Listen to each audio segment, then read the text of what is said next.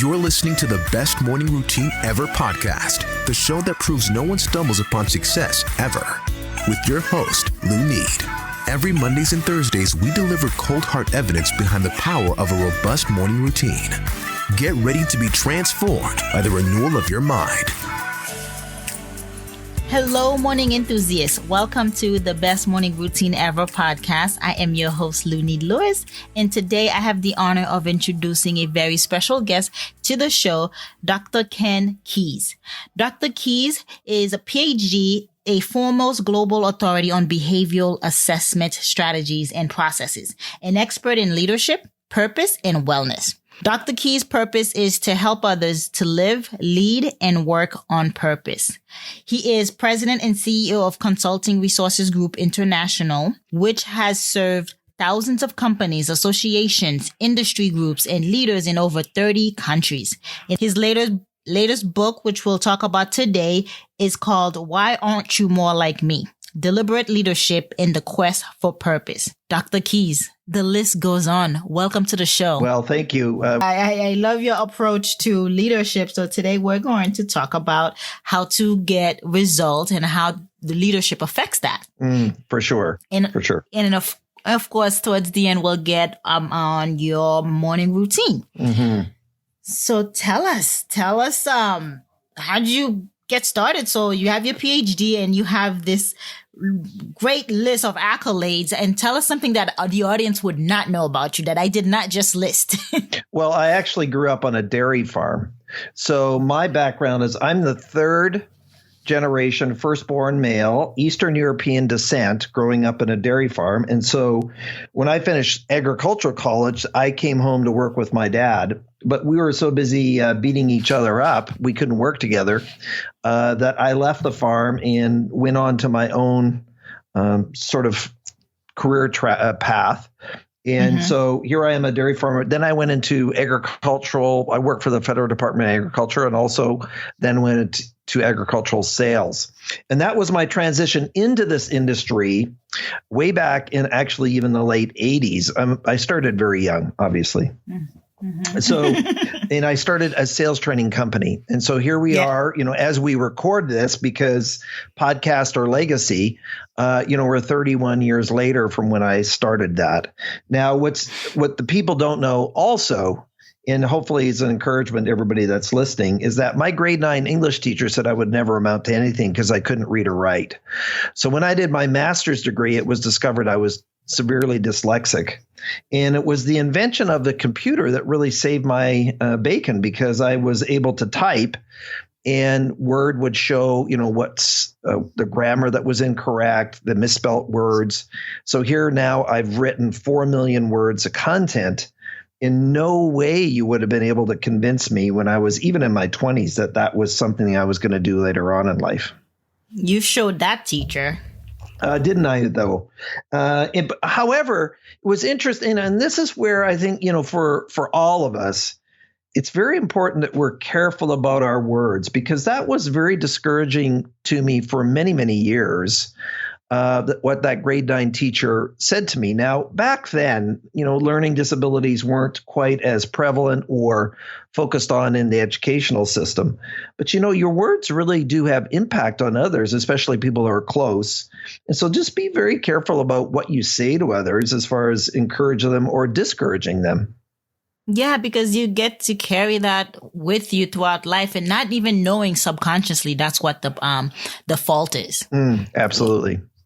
And it does damage to a person's confidence. And so, especially coming from teachers, right? Because they're there to educate. They're there to bring up the youngin'. And if they're saying words such as that, it really is scary, because you're killing somebody's motivation before they even get out the door. Yeah. And I know that maybe she was frustrated with me that I couldn't. Really, her issue with me is I couldn't spell or put language together. But what really was good for me is when I did my master's degree, it was an executive MBA. And all my classes over a 2-year period of time required me to write 20, 40, 80-page papers. So I just did that every month. Writing 10 or 20 hours a week for 2 years, that's what improved my writing. So let's get into the leadership portion of it.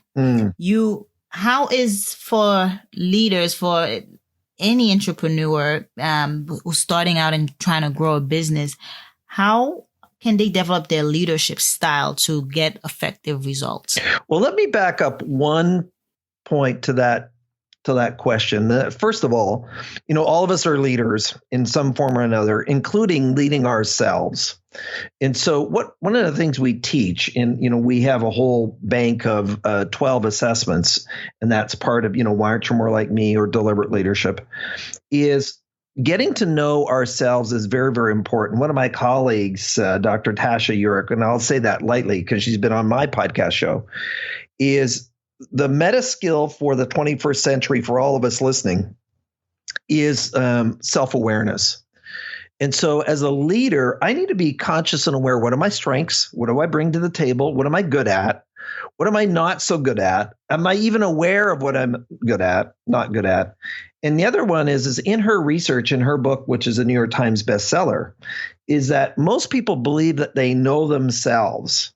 But here's the reality. 95% of people believe that how they see themselves and how they come across is congruent or similar to how people's opinion about them. But the reality is, once we did the research, is only 10% of individuals, their opinion of self is congruent with how other people experience them, meaning your leadership style, how you come across is the same. So about 85% of people are delusional or don't get it or don't know that they don't know. Not from a judgment point of view. It's just simply that is the facts. So those are the facts. So when we think about leadership, one of the number one things that we want to do is we need to be socially awake and aware. Everybody talks about emotional intelligence and social intelligence, and we need to develop that or put ourselves out there where we even ask for feedback about how am I doing?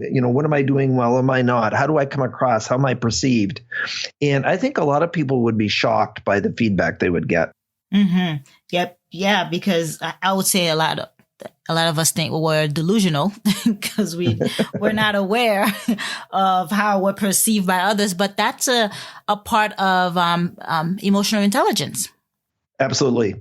And that's where, for us, we believe in personality, and most people have heard of personality assessments, and we have ours, which is called the personal style indicator. And so we believe in developing the whole person. So there's multiple facets that contribute to who we are and how we show up in all elements of our life. So personality or personal style, we believe there's one component of us we're born that way. And so these natural preferences, not right or wrong, gives us tendencies in how we want to act, what we like, what we dislike, even what we call biases towards judgment towards others. All of those come into play. So one of our assessments helps people, and that's, my book, Why Aren't You More Like Me or Deliberate Leadership, helps people understand, what are the strengths I bring? What are the challenges? What does that mean? And once I'm conscious and awake of that, then I can take some action, because there's another component here. So self-awareness is part one, but part two is self-mastery. So I was just actually speaking at a conference not 12 hours before us recording this, or 24 hours now, I guess.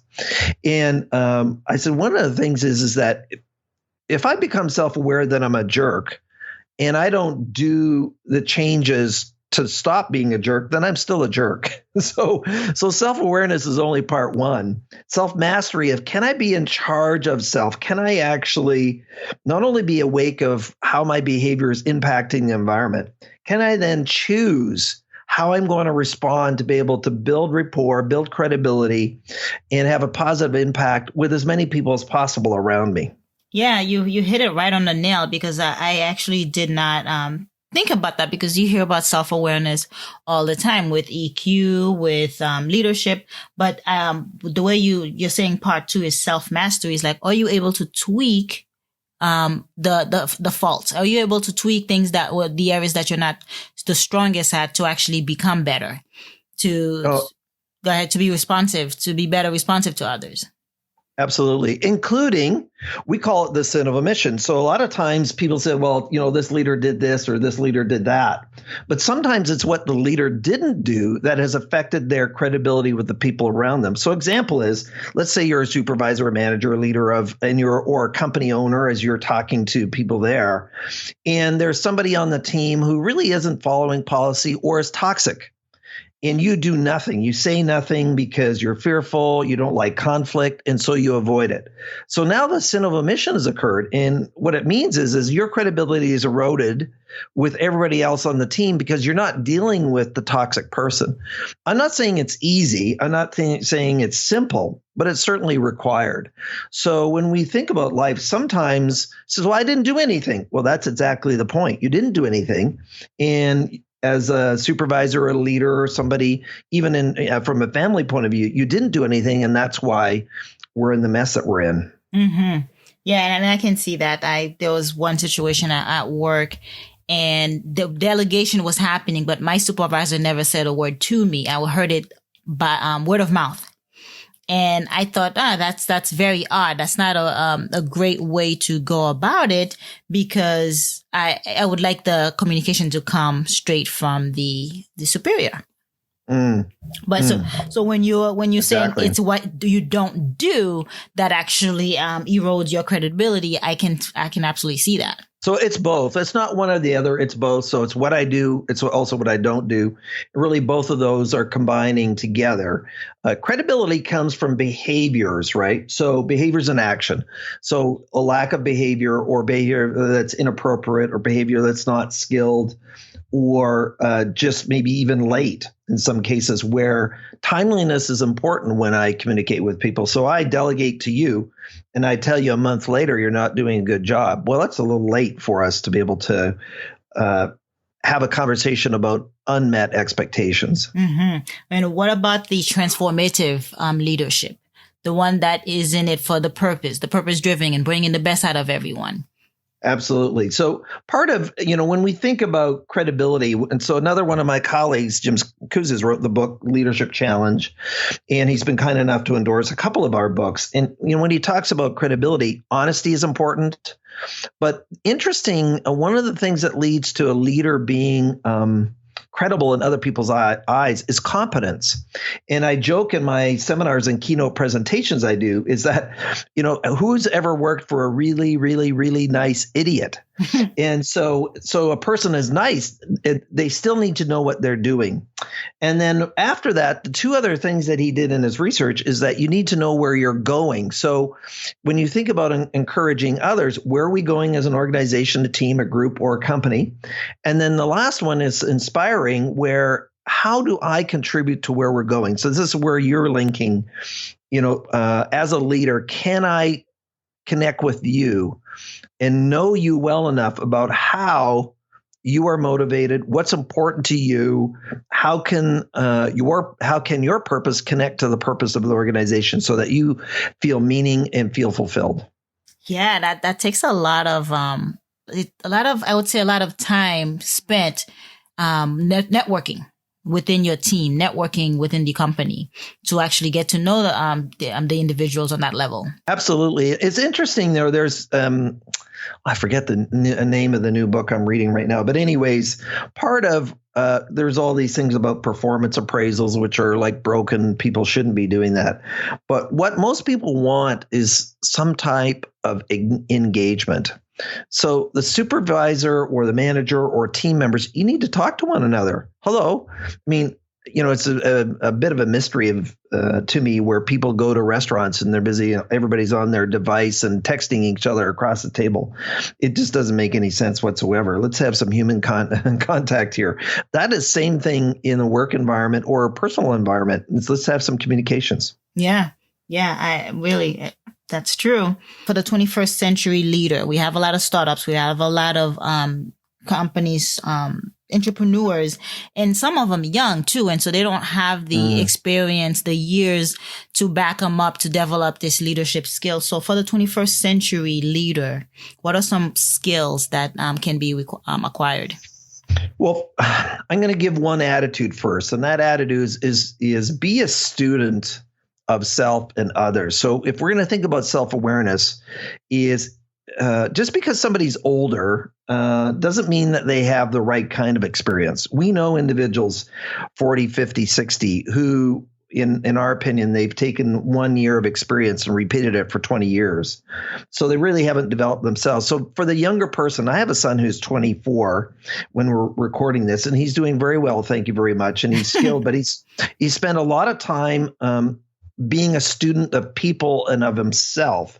So one of that skills, when we talk about what are 3 skills to be an amazing leader, well, this self-awareness, self-mastery, that's there. But then to have a deep understanding of human behavior, that's part of that component. Now, from a self skill, I'm going to give you 5 categories, and we don't have time to go into it because this is actually a 160-hour course that we teach.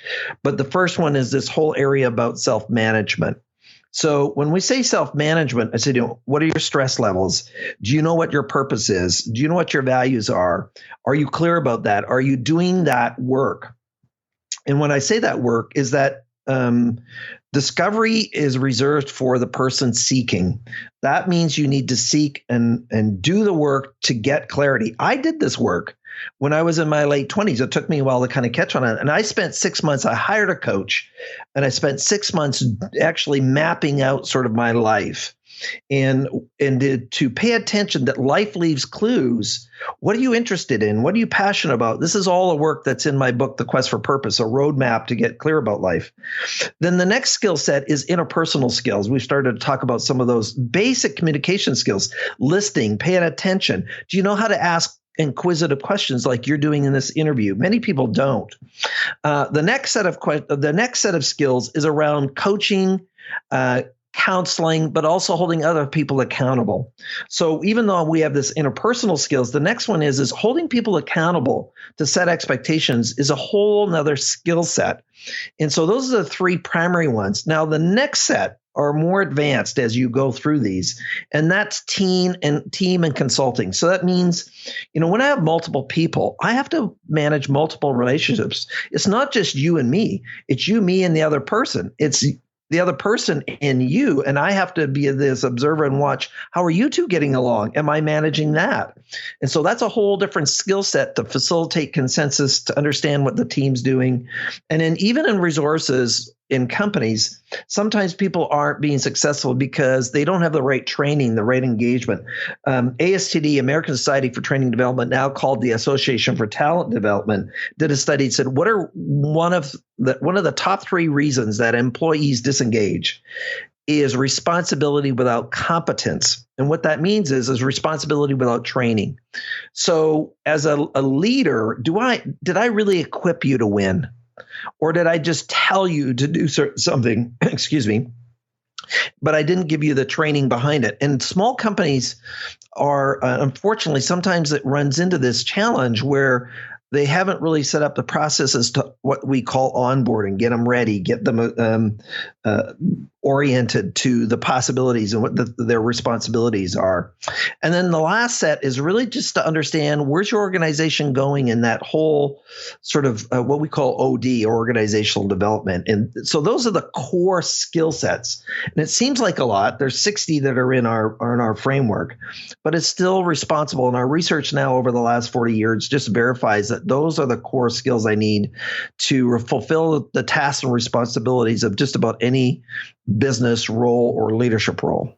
And it puts you, the leader, at the forefront of it all. Absolutely. The deep work, the self-development piece is key. It's crucial, not just for you, but to actually be effective as a leader or manager. For sure. And unfortunately, many people are promoted into these leadership roles without the training. And that's why you have so many sort of negative stories in multiple industries, is individuals who have been put into leadership roles who really have not been equipped or vetted for the position. Yeah. And I have to ask you this question. I know you have a sense of humor. Are leaders born or made? I believe it's a little bit of both. And there's controversy over it. And there's a certain amount of individuals that have this charisma to leadership. But that doesn't mean that they're going to be a great leader. They might be unethical. They might lack integrity. So there's all these character traits that come into it too, as far as we have principles in our Transforming Leadership book that we talk about. And these are more belief systems. So even though I might have the skills to be the right leader, if I don't have the underpinning belief systems, then it doesn't really matter. That people matter, that learning is really a core to an organization and individuals growing, no matter what. I mean, right now, when we think about our economy and our world, and you're a younger person than I am, so is that so much change has happened in the last 100 years. It's phenomenal. I mean, if we think about it, I got into this industry in 1989, and 1 year in the middle of, it was 1994, 95, I don't remember what year now, I actually had to commute from the West Coast to the East Coast in North America every week for a year. You know why? Why? There's no email. Oh. So this was prior to email was just coming out. It wasn't till the year 2000 that email was kind of anchored. So if you think about it, at the time of recording this, that's only 20 years ago. Mm-hmm. And for millennials, you think, well, man, I couldn't even manage without my smartphone. Well, that is how fresh that is. And the reason I had to go there is because communicating, getting all the files, doing all the instructional design for all the work we were doing needed to be done in person. So I commuted I left, I still remember leaving on flights. I remember the flight numbers on Sunday at 4:00 and coming back Friday at 8:00. And I did that for a year because communication wasn't like we have with email or what we're doing right now, where we are doing a podcast remotely, different parts of the world. Isn't that awesome? Isn't that amazing what we can do right now? It's a great time to be alive. Oh, absolutely. And that's why, you are talking about morning routines and something like that. But I'm a podcast freak when it comes to making sure I listen to 30 minutes to 2 hours of podcasts every single day. Yeah, that's stimulating content. You're consuming it. I do the same, and I read. I listen to audiobook the same way, because you gotta for your circumstances to change, for your exterior world to change, your internal world has to change. You have to become something. There's that growth piece that takes place. And I know we're running out of time, but I want to talk about narcissistic leaders. What are your take on them? Because my dissertation was on narcissistic leaders and how there's productive narcissists and there's unproductive narcissists. And I was looking at the correlation on retention rate. If somebody is working under a narcissist leader, will the retention rate be high or lower? So what did you discover? Let me interview you. What did you discover? That the retention rate was higher because they love because narcissists can be charismatic. Narcissist knows how to bring the people together. Narcissist knows how to, they have the visionaries. They see the bigger picture, and they have a great way of storytelling and getting people on their side. You think they know how to gather people together for a common cause, a common goal. Well, part of your question also is it short term or long term? I mean, when Adam Grant did his research about givers and takers, there was actually, and his research was quite long too, where he talked about takers have short term gain, givers have long term gain. So narcissists that are completely narcissistic and for themselves, sooner or later they're figured out. And then people, if they're totally self-centered, then people figure out that they're only in it for themselves. So they play the game for a while, but long-term, people will undermine them. And then you have to be kind of careful, because some of these people are psychologically unstable. But if you have minor narcissism, and of course they have this charisma, then of course you're going to have some of that retention from that. And we all have a healthy dose of narcissist, right? Tenacity takes now narcissistic, like believing in oneself. There's a healthy dose of narcissist in all of us. It's a productive side. Well, I use different words where I would say there's a big difference between arrogance and confidence. Arrogance is I'm better than you. Confidence is I feel capable and able myself, and I can have my own sort of boasting about what I can do versus I'm better than you. So, and that's where that's where that arrogance comes into play, that I'm the only person that has the right answer versus I feel that I have an answer that can contribute to the team. So there is a very fine line between it. And another word that I use is the difference between being self-centered and self-honoring. And so there are some people who play the victim, and the reason they're not as successful in life as they could be, as you said, in the internal mind game, is they discount their own worth, they discount their own value. But on the other hand, self-honoring, can I actually feel good about self and value self from a self-esteem point of view, a self-worth point of view, and that all of us that are born, that are on this planet, have a contribution to be made, and that's okay to be in that space. Dr. Keis, how do you get up, dress up, and show up? What's your morning routine like? My morning routine is very simple. Interesting enough, I think my morning routine actually starts at night. I actually have a podcast playing in the background as I sleep every night. So when we think about what are your thoughts, I'll have that just playing there. So it's 30 minutes or an hour, depending on who I'm listening to. And that is what lulls me to sleep. And then when that podcast is finished, it's off, it's done, it's over. In the morning, I'm a spiritual person. I'm actually an ordained pastor on the side. I don't make that known to everybody, but I have prayerful times. I have reflective times in the morning to say, you're thankful you're here. And the simplicity of getting up, I just do a vegan protein drink. I'm not a vegetarian per se, but that's sort of how I started the morning. And I'm actually up and working within 30 minutes of being up in the morning. So I just have that quiet time for 5 or 10 minutes. And then I just have a very simple routine in my morning. I've discounted coffee to only 1 cup now. Good for you. And I switch over. So once I have my 1 cup, I switch over to green tea, and I'm just ready to go. And I'm usually doing some kind of communications. Now, some people say, don't do your email first thing in the morning. Well, because I have distributors all around the world, that's the first thing that I do. And after my sort of quiet time. And the reason I do that is that it just purges stuff that nothing is outstanding. One of my obsessions in life is high levels of service. And so I do that for about 30 minutes or whatever. And then it's done and I'm ready to go on to my other goals for the day.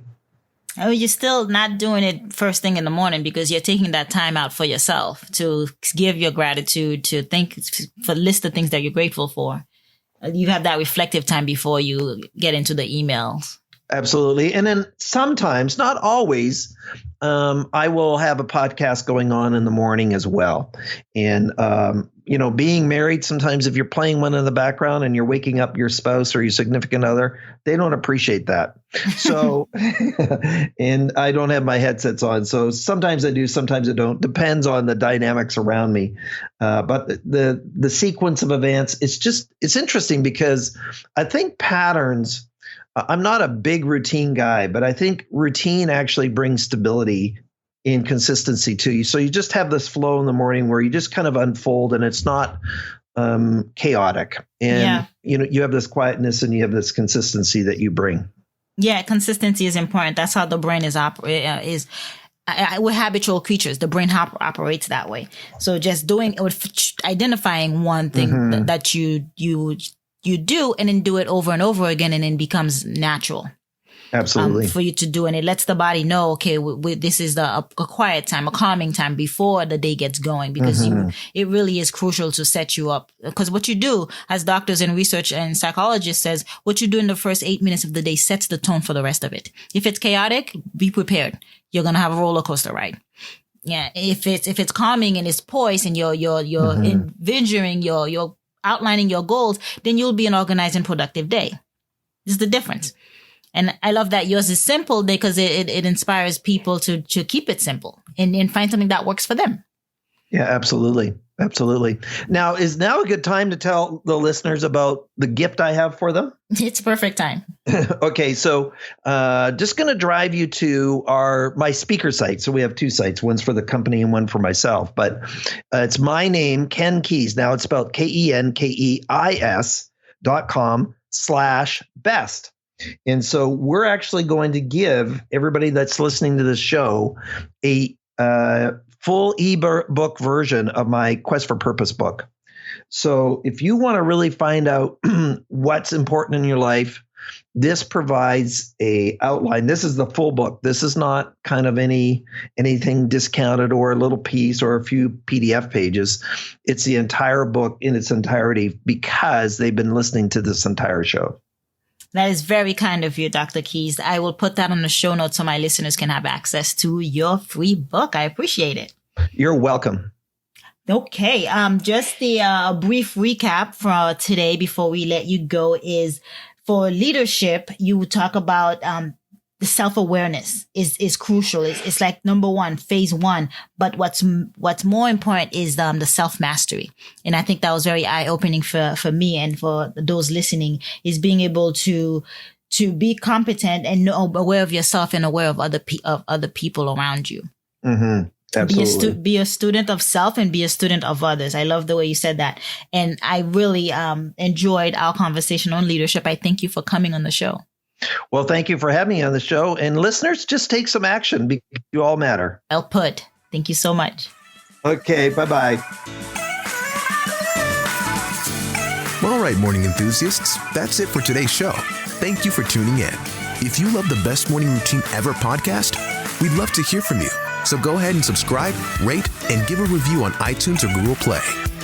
While you're at it, tell a friend about the show. Be sure to visit bestmorningroutineever.com and our Facebook group to join the conversation, access the show notes, and discover our fantastic free bonus content. Until next time,